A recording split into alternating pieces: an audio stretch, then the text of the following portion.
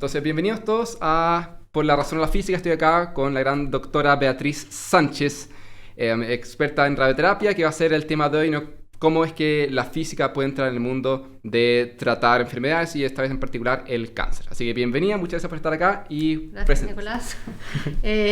Bueno, como ya ha dicho Nicolás, mi nombre es Beatriz Sánchez. Yo soy profesora en el Instituto de Física en la Universidad Católica y trabajo en el área de aplicaciones de física en medicina, fundamentalmente en el tema de tratamientos contra el cáncer. Claro, que eso es bien interesante porque, bueno, ya hemos tenido un episodio de física médica con Hilde, pero, claro, para hacer énfasis que hay mucha intersección al final con física en, bueno, en un montón de áreas, y al final física es como simplemente cómo funcionan las cosas, pero, claro, en medicina, que al menos en mi experiencia me da cuenta que es poco conocido, o sea, la gente se impresiona mucho. Particularmente en Chile, yo creo que la gente no sabe qué hace un físico en un hospital. Sí, y de hecho, bueno, eso me gustaría que sea algo tema para otro día, porque es bien interesante, pero usted ha tenido un rol súper importante en Chile dentro de como crear física médica, ¿no? Sí, ha sido muy importante porque antes no había nada y ahora empieza a haber Ahora, hay algo. Sí, eso definitivamente es un tema para otro día, porque toda la historia como pasó es bien interesante, pero hoy día, claro, nos interesa entender un poquito cómo es que la física puede servirnos para tratar el cáncer. Entonces, bueno, para eso, para asegurarnos de que estemos todos como nivelados, le quiero partir haciendo un recordatorio, pedirle que haga un recordatorio de qué es a lo que nos referimos cuando hablamos de esta enfermedad cáncer, ¿no? Que es como súper maliciosa y de repente media mística, uno no lo conoce tanto. Bueno, el cáncer, para decirlo en palabras simples, tiene que ver con una multiplicación exagerada de las células, pero necesita algo más que simplemente eso. O sea, simplemente el hecho de que se multipliquen no necesariamente implica que ese tumor es maligno. Y eso significa que no va a atentar contra la vida de las personas a menos que las células en ese tumor tengan la capacidad de modificarse y migrar a través del sistema circulatorio y iniciar cánceres en otros órganos del cuerpo. Eso es lo que se conoce con el nombre de metástasis. Y solo en ese caso el cáncer es maligno. Obviamente cómo se aproxima desde el punto de vista médico un cáncer benigno y maligno es muy distinto. Claro, y creo que es bien interesante, y una de las cosas que también es como lo que da un poco de miedo del cáncer, que no es algo extraño al cuerpo, no es como un virus que te da, no es una bacteria, sino que realmente es una parte del mismo cuerpo que simplemente, claro, no hace lo que debería hacer, empieza a drenar recursos y causa problemas. Entonces no es como, claro, te dan, bueno, está el virus, te damos algo para tal... Claro, y ese es el problema, que como es parte de tu propio cuerpo y sigue los mismos procesos que tu propio cuerpo, él conoce mecanismos para, por ejemplo, evadir la respuesta de tu propio sistema inmune, porque forma parte de tu cuerpo. Entonces eso lo hace complejo de atacar porque no es algo que venga desde fuera y tú generes, no sé, alguna medicina o algún tipo de tratamiento que afecte solo a eso, sino que sí o sí va a afectar a las células que son parte de tu cuerpo, el tejido sano. Claro, es muy difícil, claro, tener algo que diga, bueno, esto es que solamente ataca el tumor, pero no al resto del cuerpo, cuando al final son... Es muy complejo. Claro. Es lo que tratamos, o en la medida de lo posible tratar solamente el tumor, pero es imposible a menos que uno, como yo digo siempre, saquemos al tumor, lo coloquemos en la camilla de un acelerador lineal, lo irradiemos y después lo volvamos a meter dentro del paciente. Claro, entonces, el tumor está dentro y entonces siempre se va a ver afectado el tejido sano que lo rodea. Claro, entonces hay obviamente varias formas de intentar de tratar el cáncer, pero nos interesa obviamente la que nos convoca a nosotros. ¿Cómo es que entra la física en juego acá? Bueno, porque desde los inicios del descubrimiento de las radiaciones ionizantes, a fines del siglo XIX, inmediatamente los propios investigadores que estaban manejando esas radiaciones ionizantes se dieron cuenta de la capacidad que tenían estas radiaciones para destruir células.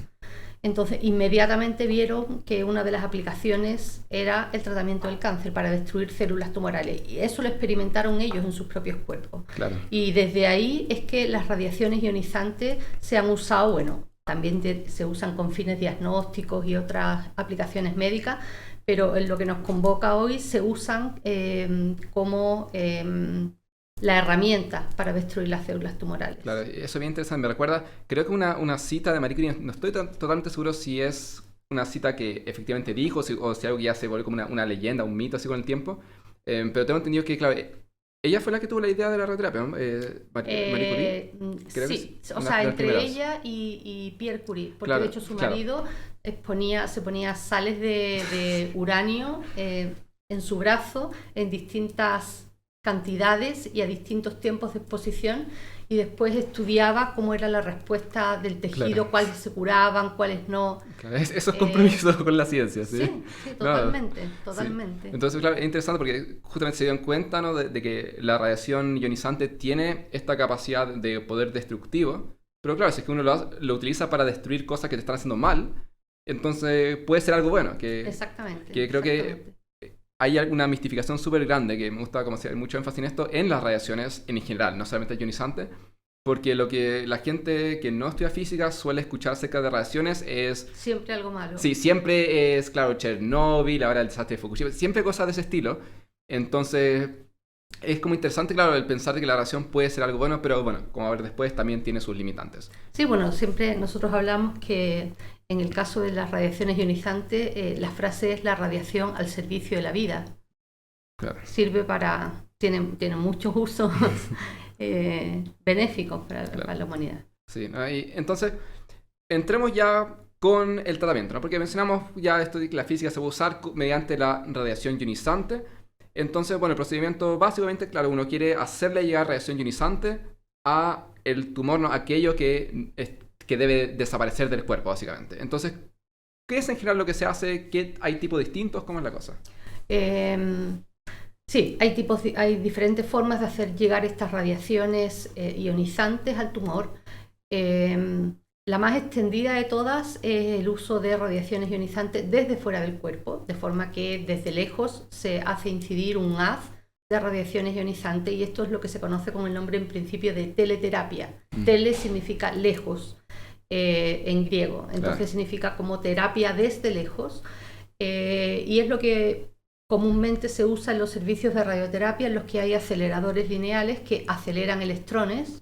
Claro, el acelerador lineal siendo aquello que está produciendo la radiación. Genera un haz de electrones, de forma que el mismo haz de electrones sirve para irradiar el tumor, o también se puede interponer un material que le llamamos el blanco, con el cual el electrón interacciona, y a partir de ahí tenemos fotones, que es radiación electromagnética, en este caso de muy alta energía, que es lo que nos interesa.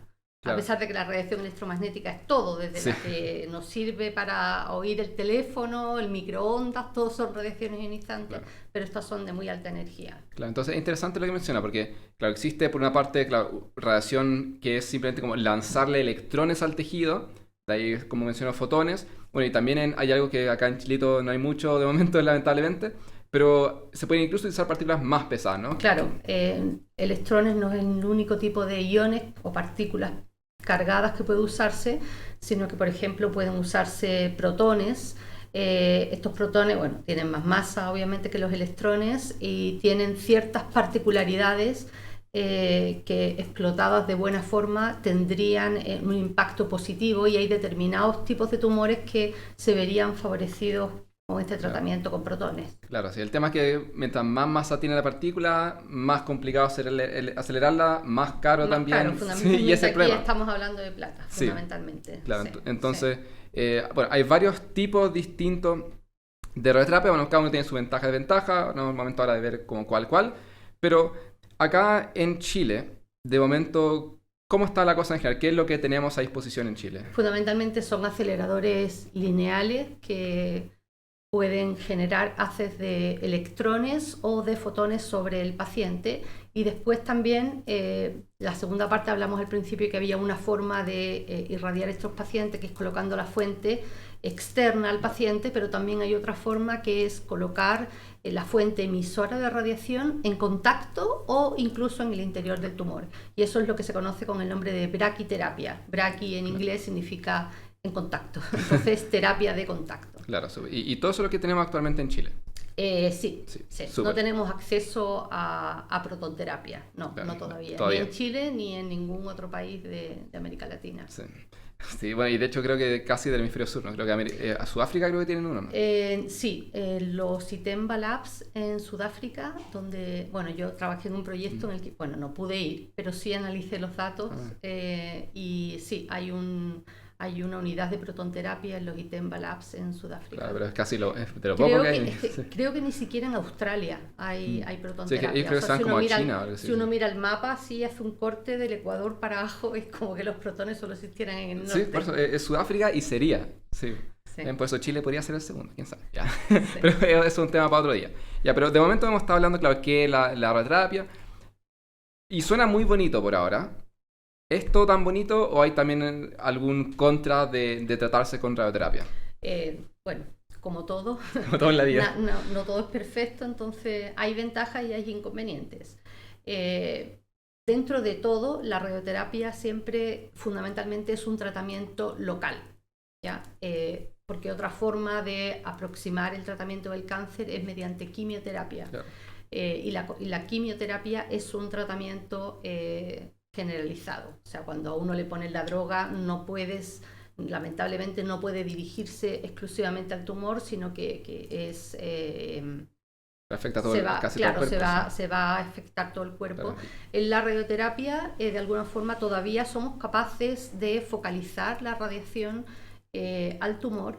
El problema es que el tumor normalmente, puede estar en superficie, pero usualmente está dentro. Entonces la radiación en el camino hasta alcanzar el tumor va a ir irradiando otras estructuras que están por delante.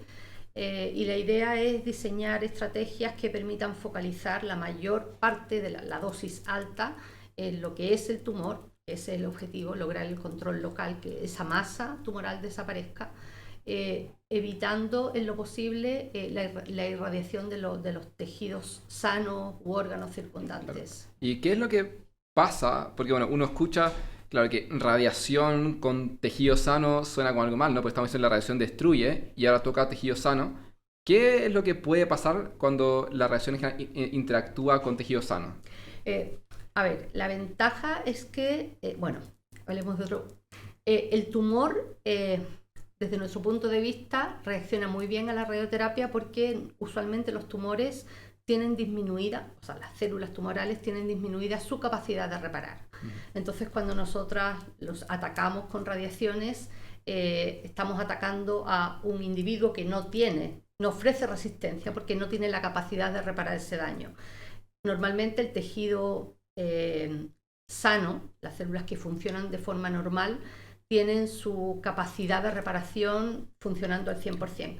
Entonces, aunque le llegue esta radiación, va a tener sistemas de defensa que básicamente es la capacidad de restaurar, de resetear, digamos, a su situación original los daños al ADN. De hecho, la forma en la que se administra la radioterapia, fraccionada y todo, siempre se hace entregando una dosis por fracción que, por un lado, destruye las células tumorales, pero siempre el límite nos lo impone en el tejido sano que circunda el tumor. Claro, entonces lo que nos está contando es que la radiación ionizante destruye la molécula, ¿no? En general destruye el ADN, hace que ya no puedan funcionar más. Entonces, en tejido sano, nos pasa que van a haber algunas células que van a morir, por tanto van a estar sufriendo algún tipo de efecto secundario, sangrado, varios tipos. Sí, pueden producirse lesiones en la piel o, por ejemplo, cuando se trata en una mujer la mama izquierda, se puede haber afectado el pericardio del corazón. Cuando se irradia algo que está en la zona torácica, puede aparecer alguna lesión pulmonar, pero obviamente usualmente se trata que esta toxicidad de largo plazo, que es la que más importa, esté limitada. Claro. Y con eso, sobre todo toxicidad a largo plazo, ¿no? Aquí yéndonos a largo plazo, entra justamente algo que es bien interesante y, medio complicado, lamentablemente, que es justamente el daño que se produce porque estamos destruyendo el ADN de ciertas células. Y claro, si es que mueren, uno va a tener problemas porque tiene menos células funcionando de las que necesitas. Pero aquellas que no mueren y que no se reparan bien, nos pueden traer más problemas, ¿no? ¿Nos puede contar de eso? Claro, lo que ocurre es que si las células son irradiadas por encima de un cierto nivel de dosis, van a morir. Entonces, si estamos hablando, por ejemplo, del tejido sano, algo que está en profundidad, la piel, que está en la entrada del haz, puede sufrir enrojecimiento, generar una úlcera, descamación, exudación y después se puede producir una fibrosis, porque las células han muerto. El problema es cuando las células no mueren, pero sí reciben una radiación suficiente para provocar la mutación en algún de los genes que son promotores del cáncer. Y ahí el problema es que podríamos en principio estar curando un tumor, pero comprando las papeletas para un tumor en el corto mediano plazo. Aumentando la probabilidad en el futuro. Claro. Sí, y eso tiene que ver con las dosis que se depositan fuera del campo de tratamiento, porque como digo, dentro del campo las dosis son muy altas, fuera del campo de tratamiento e incluso a distancias muy lejanas del haz. Porque, por ejemplo, en el caso de los fotones, cuando la persona se está irradiando dentro del acelerador, los fotones se dispersan, chocan contra las distintas partes dentro del paciente, desde el haz, con las paredes, rebotan. Entonces, al final lo que ocurre es que prácticamente todo el paciente recibe algún grado de dosis. Claro, no nula, que al final igual puede tener un efecto. Y es bien interesante claro. lo que comenta porque, claro, en el pasado, si es que la expectativa de vida después de un tratamiento quizás no era particularmente alta, ¿no? Quizás unos cuantos años. Pero hoy en día, que si es que uno detecta suficientemente temprano un cáncer, muchas veces se puede... El cáncer es curable. Sí, hoy en día sí se detecta. En muchos casos, sobre todo cuando hay una detección temprana, el cáncer se cura. Y la persona se cura que se olvida que tuvo un cáncer. Entonces sobrevive 10, 15 años a su tratamiento. Y entonces tiene tiempo para ver... que salga otro. Un segundo cáncer. Claro. Porque antes es que el tratamiento te iba a causar un cáncer en 10 años más. Bueno, el paciente no llegaba a esos No era días. una preocupación. Pero hoy en día sí. Claro, de hecho ahora podemos utilizar técnicas que son mucho más efectivas para tratar el cáncer, en el que las dosis que se le entregan al tumor son más altas. Eso permite tener muchas más oportunidades de curar el cáncer, pero al mismo tiempo una dosis más alta al tumor va a permitir que de forma proporcional aumente también en la periferia. Y entonces el tema de los segundos cánceres es cuando empieza a cobrar importancia. En cualquier caso no es para generar pánico en la población, no, obviamente los beneficios son muchos más que... Claro, y es poco los que le dan segundo cáncer en general. Sí, igual las estadísticas son muy bajas, alrededor del, no sé, el 1%, el 1,5%, lo que pasa que claro, al que le pase, claro, lo siente como... Claro. Como que le pasó, pero en realidad las probabilidades de que ocurra esto son muy bajas. Claro. Y eso es bien interesante porque obviamente año tras año también van mejorando no solamente las técnicas de radioterapia, sino que como se ve hay un montón de cosas por detrás. O sea, desde el estudio de cómo se entregan, o cómo son los distintos campos, cómo los distintos tejidos. Entonces, ¿cómo se está viendo el futuro de la radioterapia? ¿Tiene esta área como futuro? ¿O estamos llegando como al límite? ¿Qué está pasando? No estamos llegando al límite. A ver, el cáncer, por desgracia, lo vamos a tener todavía un buen tiempo más entre nosotros. La cura para el cáncer, así como el Holy Grail, no existe. Fundamentalmente porque hay 10.000 tipos de cánceres distintos, entonces es muy difícil encontrar algo que sirva como tratamiento para todo. Claro. Por lo tanto, aunque obviamente tengamos avances y existan vacunas que van contra el virus del papiloma humano que origina ciertos tipos de cánceres y así, no se ha encontrado todavía la cura para el cáncer, aquello que Nixon firmaba en los años, no sé cuántos eran, al inicio de los años 60, por ahí, que iba a poner no sé cuántos millones de dólares para curar el cáncer.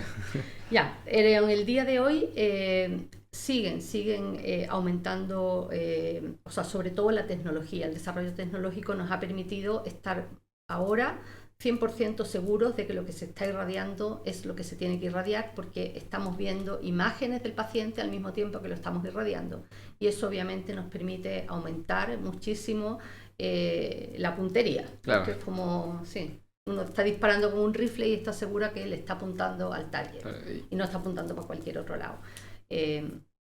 Tenemos tecnología que nos permite corregir por simplemente el hecho de que el paciente respire. El otro día, por ejemplo, me enteré de nuevas técnicas en el tratamiento de cáncer de mama, en el que simplemente insuflan, es muy básico, le insuflan aire a la paciente, mantiene la respiración y eso aparentemente permite separar la pared torácica de la glándula mamaria que hay que irradiar y la disminución en la toxicidad pericárdica es notable. Entonces, siempre sigue habiendo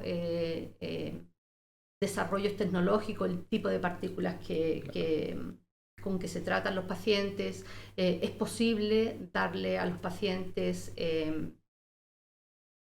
químicos, digamos que sean sustancias tanto radiosensibilizantes como desde el punto de vista tumoral para que necesitemos menos dosis para que le afecten más la radiación, claro. O al contrario, radioprotectoras del tejido sano. Entonces hay muchos avances en ese sentido y ahora lo que en los últimos años aparece como algo muy promisorio es lo que se llama flash radiotherapy, claro. En el que curiosamente aquí estamos al revés, o sea, no sé si al revés de lo que había ocurrido siempre, pero se sabe cuál es el efecto biológico, pero no se sabe qué es lo que lo produce. Pero efectivamente la radioprotección del tejido sano es muchísimo más importante que con radioterapia normal. Entonces eso va a poder permitir subir las dosis de los tumores sin dañar el tejido. Claro, básicamente se entrega mucha más radiación, más corto y protege... O sea, fundamentalmente es la entrega de dosis relativamente altas, pero sobre todo en tiempos muy cortos de radiación, que además no van a ser continuos. O sea, en vez de que la radiación o el tratamiento de radioterapia dure minutos, ahora el haz se va a entregar en un segundo, pero este segundo, el haz no va a ser continuo, sino que va a estar separado en pulsos muy cortos, del orden del microsegundo. No me preguntes por qué destruimos el tumor sin dañar el tejido sano, porque eso es lo que tiene locos a todos los biólogos. Es uno de los desafíos actuales, entender bien el fenómeno. Entender el porqué, porque obviamente si tú entiendes el porqué puedes usar esta herramienta de forma mucho más eficiente. Claro. Pero es curioso porque esta técnica que se descubrió en Francia se empezó haciendo con lo que se había descubierto que eran con electrones, haces pulsados de electrones. Pero ahora hay flash radiotherapy con fotones y hay flash radiotherapy con protones. Incluso con protones. Con protones.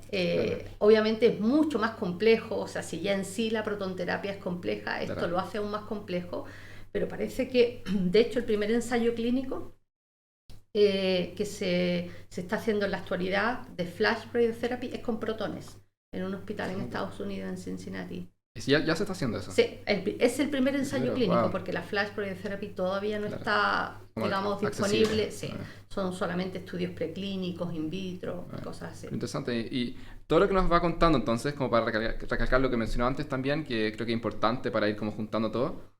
Y que, como digo, creo que es importante que en general se vea, porque escucho mucho que se habla de la cura del cáncer, que fue también lo que citó antes de Nixon. Y claro, es importante que, como una pastilla así que uno piensa, la cura, como uno está enfermo, te tomas un paracetamol y se te pasa, ¿no? No hay como un paracetamol para el cáncer, pero claro, sí se puede curar, ¿no? No es como la cura, pero sí tiene curas en general. Claro, lo que va a haber que ir buscando es cuál es la forma de abordarlo según el tipo de cáncer. Claro.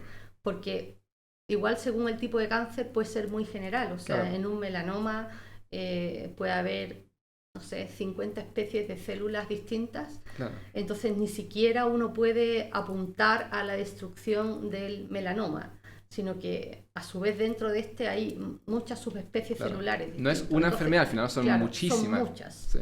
Claro, y eso te creo que es algo que uno suele como no entender muy bien, ¿no? Que uno dice el cáncer. Pero claro, el cáncer es un paraguas, ¿no? Tienes literalmente, como digo, miles de tipos distintos y cada uno tiene su tratamiento. Claro, incluso en una biopsia cuando a ti le ponen la etiqueta, esto es un carcinoma ductal infiltrante, es un lobulillar, incluso aunque tú le pongas esa misma etiqueta, o por ejemplo melanoma, grado, dentro de ese melanoma va a haber muchos tipos distintos de células que van a responder de forma distinta. Es muy personalizado entonces. Con estudios de inmunoterapia.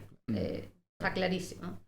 Y sí, bueno, como toda la medicina en general, la radioterapia también tiende a hacerse muy personalizada y nosotros ahí los físicos igual tenemos bastante que decir, porque podemos desarrollar funciones que lo que tratan es de optimizar la respuesta. Al final es un balance entre cuánto queremos lograr de control tumoral sin provocar demasiado daño en el tejido sano. Entonces, al final son funciones matemáticas que, correctamente parametrizadas, pueden permitir la elección de un tratamiento personalizado para cada paciente según la estructura de su anatomía, etc. Y eso es hacia dónde vamos. Sí, no, es muy interesante. O sea, hay bastante que hacer todavía, ¿no? Así que hay puestos disponibles en física médica. Tengo trabajo por algunos años más. Sí, no, y hay puestos disponibles todavía para los interesados más jóvenes. Sí. Muy bien. No sé si hay algún otro tema que le gustaría que no hayamos tocado o algo más que sea importante ver. O sea, yo creo que también es muy interesante que incluso los físicos que hacemos física médica, al final estamos viviendo en un ámbito de interdisciplinariedad que es muy interesante, porque tenemos que ser capaces de hablar y comunicarnos con médicos, con biólogos, con ingenieros, y es realmente enriquecedor trabajar en estos grupos interdisciplinarios en el que cada uno desde su disciplina trabajan con un fin común. Claro, ¿no? Y además que es un área como de alto impacto. Y muy dinámica, uno no se aburre. Yo tengo todos los años que andar cambiando las diapositivas de las clases porque, se actualiza, porque es algo que está cambiando continuamente. Súper. No, muchísimas gracias por todo, todo muy interesante. Así que, cualquiera que si están interesados ya saben dónde encontrarnos. Sí, física médica en la UC ya saben para lo que les haya gustado. Ya, muchas gracias. Ya, gracias.